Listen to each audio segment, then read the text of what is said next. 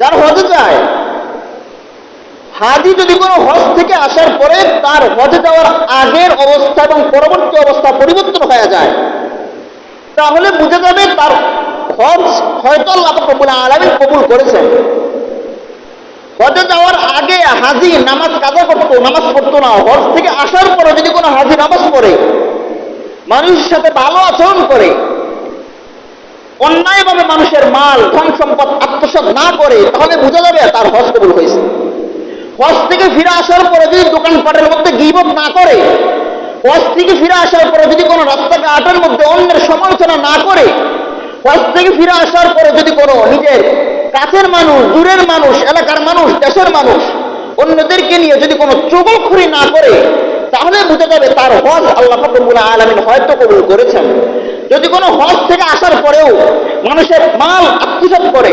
এতিমদের ধন সম্পদ আত্মসাৎ করে, 5 ওয়াক্ত নামাজ ঠিক মতো পড়ে না, যাকাত ঠিক মতো আদায় করে না,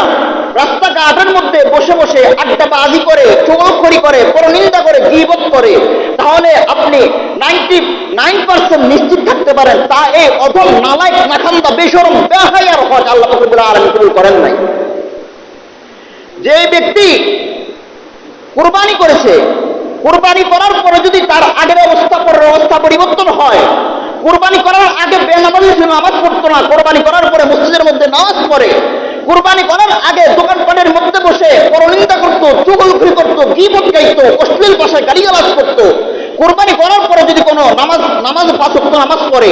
যাকাত আদায় করে, রাস্তাঘাটের মধ্যে বসে চুগলখড়ি করে না, রাস্তাঘাটের মধ্যে বসে গীবত করে না, রাস্তাঘাটের মধ্যে বসে অন্যের দোষ তালাশ করে না, রাস্তাঘাটের মধ্যে বসে এক ভাই অপর ভাইয়ের গীবত করে না, পরনিন্দা করে না, তাহলে বুঝে যাবে ওই ব্যক্তির কুরবানি আল্লাহ রাব্বুল আলামিন হয়তো কবুল করেছেন। যদি কোনো কুরবানি করার পরে নামাজের মধ্যে না পাওয়া যায়, মসজিদের মধ্যে না পাওয়া যায়, জামাতের মধ্যে না পাওয়া যায়, আরেকজনের রাস্তাঘাটের মধ্যে বসে আরেকজনের পরনিন্দা করে, চুগলখড়ি করে, গীবত করে, দোকানপাটের মধ্যে বসে আরেকজনের গীবত করে, চুগলখড়ি করে, আরেক ভাইকে কষ্ট দেয়, প্রতিবেশীকে কষ্ট দেয়, আত্মীয় স্বজনকে কষ্ট দেয়, তাই সে নিজের ক্ষমতা দেখিয়ে এলাকার এতিম অসহায় গরিব যারা আছে তাদের সম্পদকে আত্মসাৎ করে, তাহলে বুঝতে হবে ওই ব্যক্তির কুরবানি আল্লাহ রাব্বুল আলামিন কবুল করেন নাই। ওই ব্যক্তির নিয়ত খালেস ছিল না। ওই ব্যক্তির সাথে যারা কুরবানি দিয়েছে তারাও সন্দেহে থাকতে হবে যে হয়তো তার কুরবানি কবুল না হওয়ার কারণে আমার কুরবানি কবুল হয় নাই।